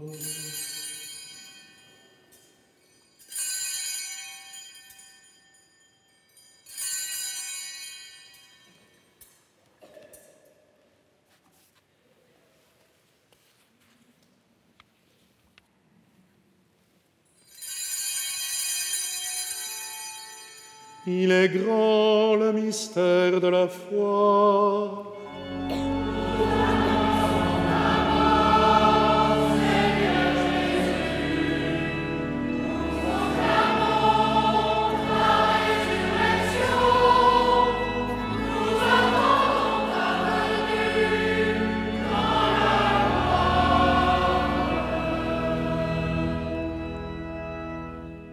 Voilà pourquoi nous, tes serviteurs et ton peuple saint avec nous, faisant mémoire de la passion bienheureuse de ton Fils, Jésus le Christ, notre Seigneur, de sa résurrection du séjour des morts et de sa glorieuse ascension dans le ciel, nous te présentons, Dieu de gloire et de majesté, cette offrande prélevée sur les biens que tu nous donnes, le sacrifice pur et saint, le sacrifice parfait, pain de la vie éternelle et coupe du salut. Et comme il t'a plu d'accueillir les présents de ton serviteur Abel le juste, le sacrifice d'Abraham, notre Père dans la foi, et celui que t'offrit Melchisédek, ton grand prêtre, oblation sainte et immaculée, regarde ces offrandes avec amour et dans ta bienveillance accepte-les. Nous t'en supplions, Dieu Tout-Puissant, qu'elles soient portées par les mains de ton Saint-Ange en présence de ta gloire sur ton autel céleste, afin qu'en recevant ici par notre communion à l'autel le corps et le sang très saint de ton Fils, nous soyons comblés de la grâce et de toute bénédiction du ciel, par le Christ notre Seigneur. Amen. Souviens-toi aussi, Seigneur, de tes serviteurs et de tes servantes qui nous ont précédés. C'est une très longue tradition, quasiment depuis les tout débuts du christianisme, que de prier pour les défunts, de confier les âmes de ceux qui nous ont précédés à la miséricorde de Dieu, ce qui est le sens de la prière en ce moment. Reposent dans le Christ. Nous implorons ta bonté, Seigneur, qu'ils demeurent dans la joie, la lumière et la paix, par le Christ notre Seigneur. Amen. Et nous, pécheurs, tes serviteurs, qui mettons notre espérance en ta miséricorde inépuisable, admets-nous dans la communauté des saints apôtres et martyrs, avec Jean-Baptiste, Étienne, Matthias et Barnabé, Ignace, Alexandre, Marcelin et Pierre, Félicité et Perpétue, Agathe, Lucie, Agnès, Cécile, Anastasie et tous les saints. Nous t'en prions, accueille-nous dans leur compagnie, sans nous juger sur le mérite, mais en accordant largement ton pardon, par le Christ notre Seigneur. Par lui, tu ne cesses de créer tous ces biens. Tu les sanctifies, leur donnes la vie, les bénis et nous en fais le don. Par lui, avec lui et La prière eucharistique se termine par la grande doxologie, par lui, avec lui et en lui. À toi, Dieu le Père Tout-Puissant, tout honneur et toute gloire pour les siècles des siècles. Ainsi s'achève la partie la plus solennelle, celle du sacrifice, appelée le canon de la messe. Comme nous l'avons appris du Sauveur, Le prêtre va inviter à Et selon réciter la son prière la plus commandement, ancienne aussi du christianisme, apprise par Jésus lui-même à ses disciples, le Notre Notre Père. qui es aux cieux, que ton nom soit sanctifié, que ton règne vienne, que ta volonté soit faite sur la terre comme au ciel. Donne-nous aujourd'hui notre pain de ce jour. Pardonne-nous nos offenses, comme nous pardonnons aussi à ceux qui nous ont offensés. Et ne nous laisse pas entrer en tentation, mais délivre-nous du mal. Délivre-nous de tout mal, Seigneur, et donne la paix à notre temps. Soutenus par ta miséricorde, nous serons libérés de tout péché, à l'abri de toute épreuve. Nous qui attendons que se réalise cette bienheureuse espérance, l'avènement de Jésus-Christ, notre Sauveur.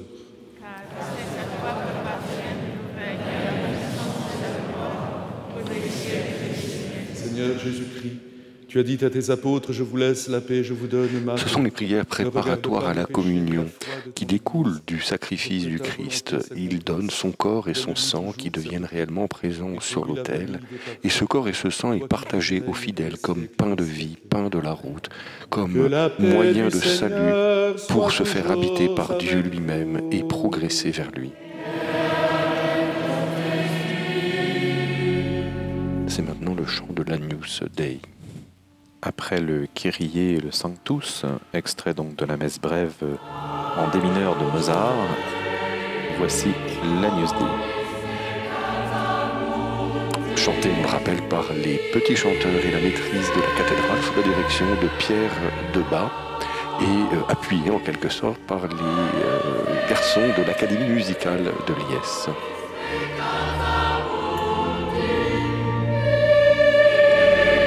Agneau de Dieu, c'est ainsi que le Christ est désigné par son cousin Jean-Baptiste. Voilà l'agneau de Dieu qui enlève les péchés du monde, prend pitié de nous et donne-nous la paix, cette paix dont le monde a tant besoin. On y pense beaucoup en ce temps de Pâques où notre vieille Europe est touchée par la guerre. Et bien c'est l'occasion pour nous de prier aussi spécialement pour le retour de la paix, en particulier en Ukraine et dans le nord de l'Europe. On parlait du canon à l'instant, il y a d'autres canons qu'on aimerait évidemment ne plus entendre.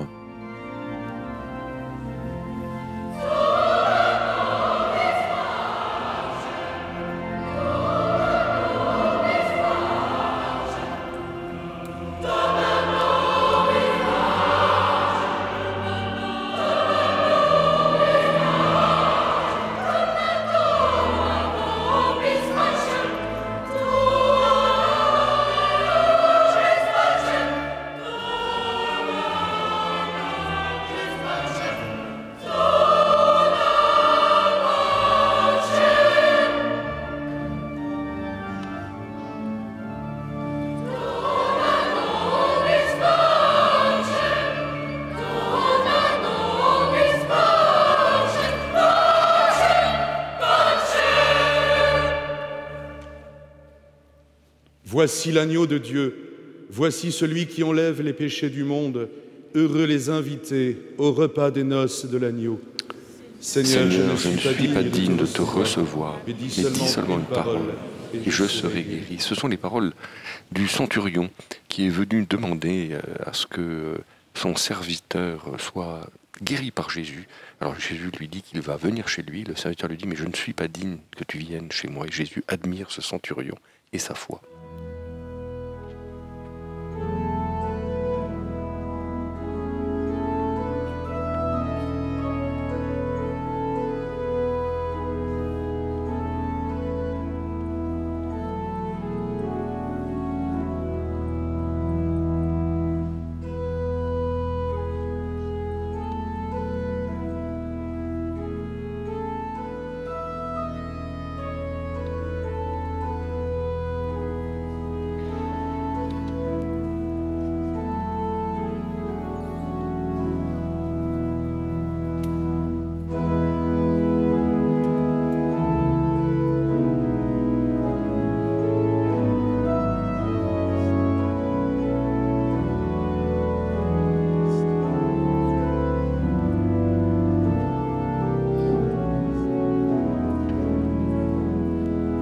Et à présent, vous entendez l'Andantino de Denis Bédard à l'orgue, compositeur canadien du XXe siècle.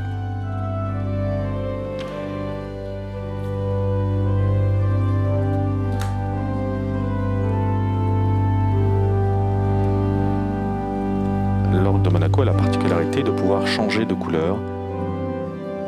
Ce grand orgue, Olivier Vernet, qui en est le titulaire.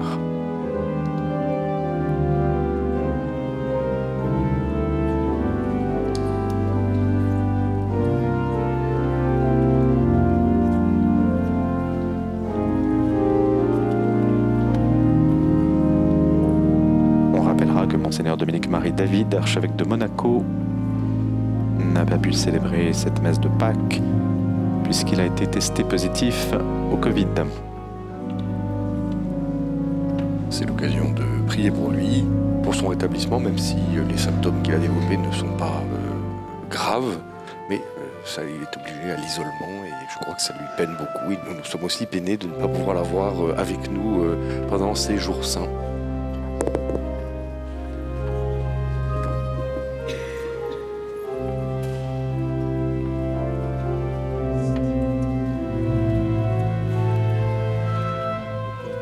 La cathédrale de Monaco est le sanctuaire de la famille Grimaldi. On sait que le prince Régnier et la princesse Grace se sont mariés en ce lieu en 1956. Elle reçoit tous les grands événements de la principauté. Alors, les princes ont aussi une chapelle palatine au sein du palais, qui est très ancienne. Et cette chapelle palatine a aussi le statut de paroisse, c'est la paroisse des princes. Mais c'est vrai que tous, ensuite, sont enterrés dans cette cathédrale. Alors, il y avait à l'origine la chapelle dite des princes, qui fait le pendant de la chapelle du Saint-Sacrement, où sont enterrés les évêques de Monaco. Et il y a un certain nombre d'années, parce que beaucoup de touristes, de visiteurs, de fidèles qui passaient voulaient pouvoir se recueillir devant les tombes des princes, elles ont été placées dans le déambulatoire. Et voici donc les tombes de la famille Grimaldi. La princesse Grace, qui est donc l'épouse du prince Régnier, morte tragiquement dans un accident de la route.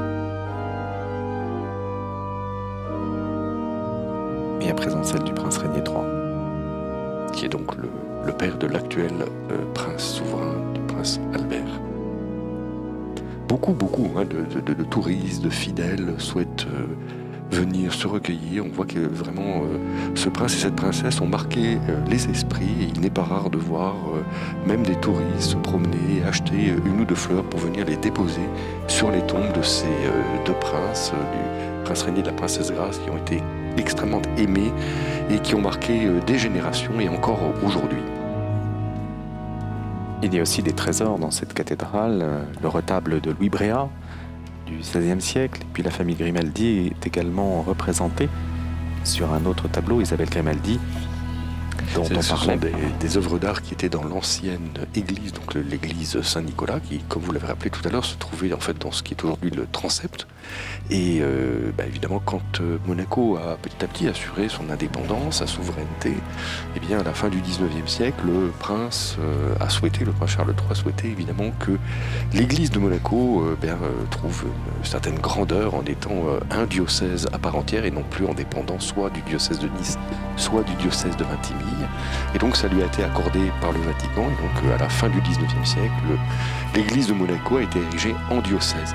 Et alors c'est devenu un archidiocèse, c'est un titre honorifique, parce que après le Concile Vatican II, le prince Régnier qui avait ce qu'on appelle le droit de nomination, comme c'était le cas autrefois des rois, de beaucoup de princes, c'est-à-dire que c'est lui qui choisissait en quelque sorte l'évêque de Monaco, il le présentait au pape et le pape donnait son accord ou non, en général c'était fait en bonne entente, et bien donc le prince régnier a renoncé à ce droit de nomination, et pour le remercier, le Vatican a donné ce titre honorifique d'archidiocèse, un tout petit diocèse, hein, soyons humbles, hein, un petit diocèse de 2,5 km de 36 000 habitants, petit par la taille, mais je l'espère, comme le prince nous y a invités au moment de son accession au trône, il a parlé de la société monégasque comme une société qui devait être exemplaire et essayer de donner l'exemple aussi, une société exemplaire.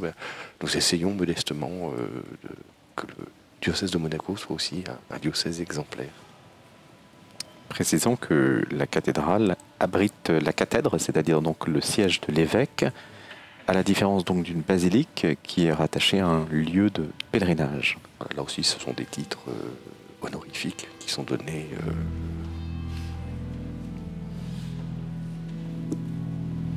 Mais cela nous montre que la foi chrétienne est une foi incarnée, elle n'est pas désincarnée, et nous avons besoin de ces signes, nous pauvres humains. Évidemment, on pourrait être dans la simplicité totale face à Dieu. Eh bien, nous avons encore besoin de ces petits signes pour nous aider à avancer. Et puisque vous parlez de signes incarnés, il y a de très belles histoires à raconter autour de Monaco et de la figure en particulier de Sainte Dévote, qui a été martyrisée en Corse, près de l'aéroport de Bastia. À l'époque, c'était la cité antique de Mariana. On est sous l'empereur Dioclétien, qui a persécuté les chrétiens. Il y a quelques années, l'actuel curé de la cathédrale, le chanoine d'Altreuil, a souhaité faire le pari de faire expertiser tous les reliquaires qui contenaient des reliques de Sainte Dévote dans la principauté. Et il y en a beaucoup de reliquaires.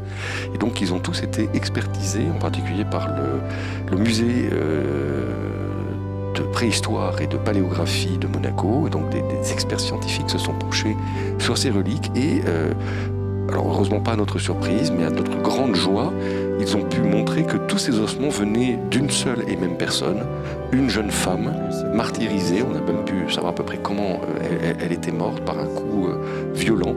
Et on procède maintenant, mais ce sont des études beaucoup plus longues, à une datation de ces ossements. Mais donc en tout cas, tous ces reliquaires, et donc quand on rentre dans la cathédrale, tout de suite à droite, en rentrant, il y a la chapelle de Sainte Dévote, dans laquelle est exposé un reliquaire avec des ossements de Sainte Dévote, qu'on trouve aussi évidemment dans l'église Sainte Dévote, celle qui donne sur le port Hercule qui est mentionné déjà par Jules César lui-même, qui a mouillé au moment de la guerre des Gaules dans ce port.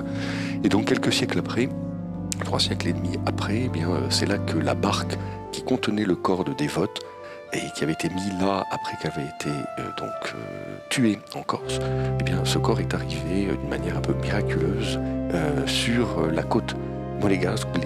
Les premiers chrétiens de Monaco l'ont récupéré et l'ont enterré dans ce vallon dit des Gomates, où aujourd'hui se trouve l'église Sainte-Dévote. Elle avait été torturée, son corps donc avait été subtilisé en cachette, mis dans cette barque, mais elle devait aller en Afrique du Nord, à Carthage, et les vents contraires ont amené la barque à la crique des Gomates. Elle a été inhumée en cachette. On est avant l'édit de tolérance en 313 et c'est là qu'un oratoire a été créé. Aujourd'hui, l'église Sainte-Dévote se trouve dans le virage d'ailleurs qui porte le même nom, un virage du Grand Prix de Formule 1, un virage serré. Et la place Sainte-Dévote aussi à cet endroit-là. Et puis on peut rappeler que 33 reliquaires quand même, hein, c'est que vous l'avez dit, oui. 200 ossements ont été pour cette expertise des reliques de Sainte-Dévote, expertisés donc par Émilie Pérez et Yves Darton, paléopathologue, paléoanthropologue. Et on a pu effectivement, grâce à ces analyses, remarquer qu'elle avait été torturée dans le bas du dos en particulier. Alors je fais une petite et que cela se retrouvait. Une petite page de publicité pour les différents sites du diocèse de Monaco sur Internet. Et vous trouverez, on a une production de vidéos assez importante et vous pourrez trouver, aller chercher sur YouTube ou directement sur le site du diocèse. Nous avons consacré une vidéo complète sur cette expertise des reliques avec les scientifiques qui ont travaillé pour cette expertise. Et on peut préciser également qu'une bande dessinée qui s'appelle Dévota aux éditions Plein Vent, itinéraire d'une martyre de la Corse à Monaco, avec un scénario d'Yvan Bertorello et d'Eric Stoffel, et qui a été préfacé par le prince. Et par Monseigneur David, tous les deux. Qui raconte l'histoire donc de Sainte Dévote, à laquelle les Monégasques, il faut quand même le rappeler, sont très très attachés. Et bien parce que quelques siècles après, à une époque au Moyen-Âge où les reliques étaient une valeur marchande extraordinaire, des brigands ont essayé de voler les reliques de Sainte Dévote, sont partis en barque avec les reliques qu'ils avaient dérobées. Et là, le feu du ciel s'est abattu sur la barque a commencé à brûler, et les monégasques qui avaient vu tout ça ont pu récupérer les reliques. Et c'est de là que vient la tradition, tous les ans, au moment de la Sainte Dévote, après le chant du Te Deum, la veille de la Sainte Dévote, de l'embrasement de la barque, et les monégasques, les bons monégasques se précipitent après que la famille princière a embrasé la barque pour récupérer des clous de la barque qui, selon de pieuses traditions, servent de protection pendant toute l'année qui vient. Et on croise donc les deux histoires, les clous du cierge pascal dont on parlait tout à l'heure, et ces clous qui se retrouvent aussi comme signe de l'histoire de Sainte Dévote. C'est la fin de la communion, on voit que le célébrant principal peut se nettoyer les mains, ce qu'on appelle le lavabo, de façon à, par respect pour les saintes espèces, pour le corps du Christ qu'il a touché pour donner la communion aux fidèles, et donc par respect, on se lave les mains pour éviter que des morceaux d'hostie puissent se retrouver, si j'ose dire, dans la nature.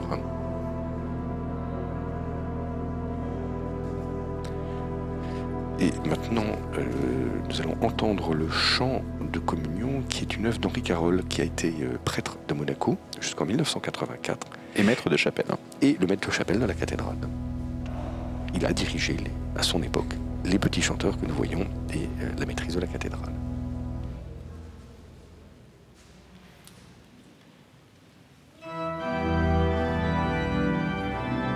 Et c'est sur un thème très ancien, là aussi, d'hymne pascal, que cet hymne a été composé.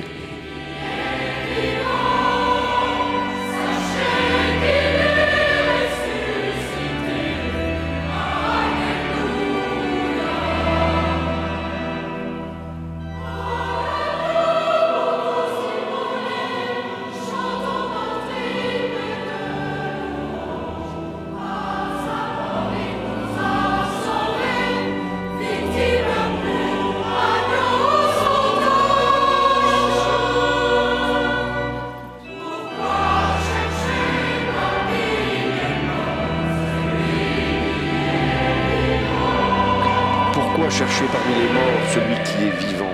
Sachez qu'il est ressuscité, alléluia. Voilà la joie de Pâques. Il n'est plus mort, il est vivant, il nous précède.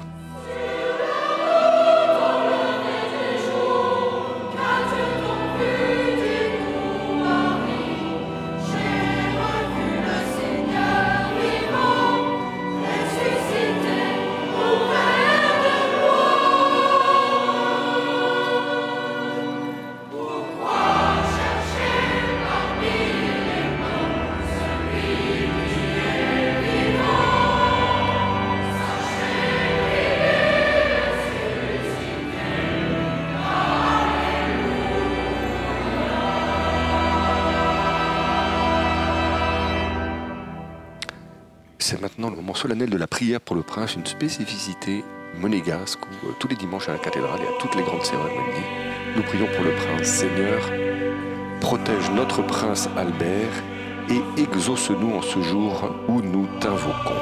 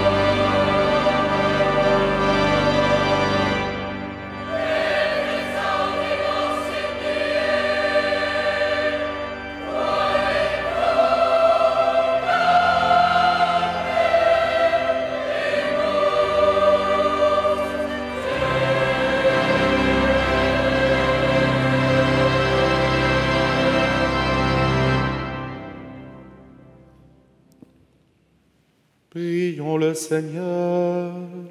C'est la prière après la communion. Seigneur Dieu, ne cesse pas de veiller avec tendresse sur ton Église, afin que, déjà renouvelée par les sacrements de Pâques, elle parvienne à la lumière de la résurrection, par le Christ notre Seigneur.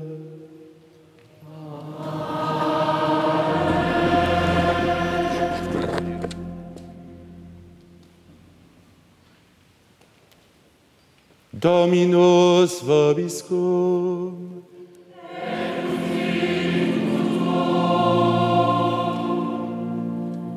C'est la bénédiction. Inclinez-vous pour la bénédiction Solennelle à la fin de cette messe de Pâques. Benedicat vos omnipotens Deus, Pater, Que Dieu et Filius, Tout-Puissant vous et bénisse, le Spiritus Père, Sanctus. le Fils et le Saint-Esprit. Et descende sur vous et y demeure à jamais. Etiam missa est, Allez en paix. Alléluia, Alléluia, Alléluia. Alléluia.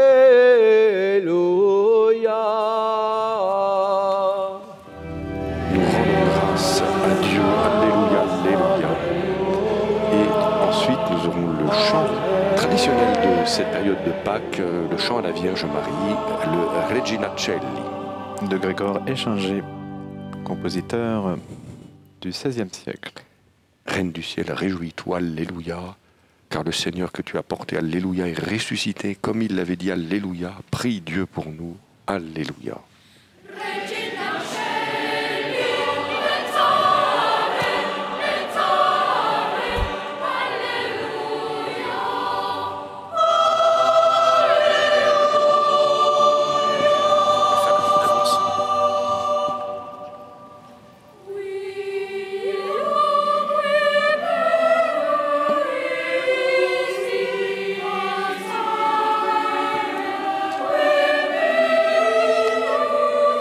Procession finale de sortie. Face à la mer, spécificité monégasque, on sort de la cathédrale face à la mer. Magnifique parvis, point de vue du rocher de Monaco.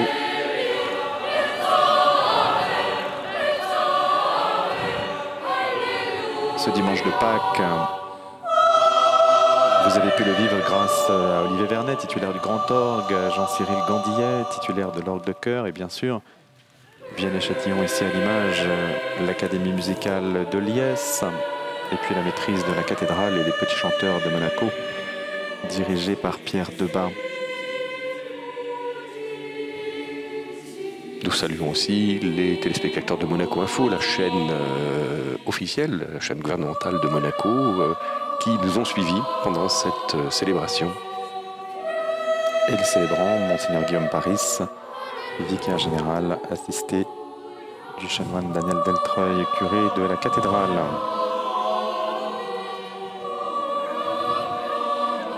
Si vous êtes en principauté, eh bien écoutez, demain, vous pouvez aller écouter les élèves de l'Académie musicale de Liesse. Demain, lundi de Pâques, les 80 garçons de cette académie musicale donnent un concert unique, exceptionnel, avec l'orchestre des Carabiniers du Prince. Un concert rock, jazz, variété, sous le haut patronage de son Altesse Sérénissime, le Prince Albert. C'est demain à 11h30 à l'auditorium Régnier 3.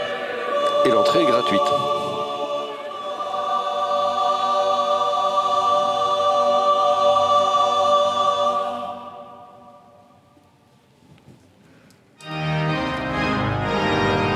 Le Grand Orgue qui joue un Alléluia de Théodore Dubois, organiste de la Madeleine à Paris au XIXe siècle.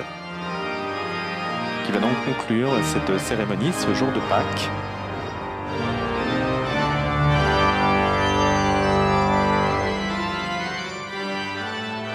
Et je remercie l'abbé Christian Venard de nous avoir accompagnés tout au long de cette cérémonie. Merci beaucoup. Le diocèse de Monaco et tous ceux qui y participent, la cathédrale, nous étions très très heureux de vous accueillir.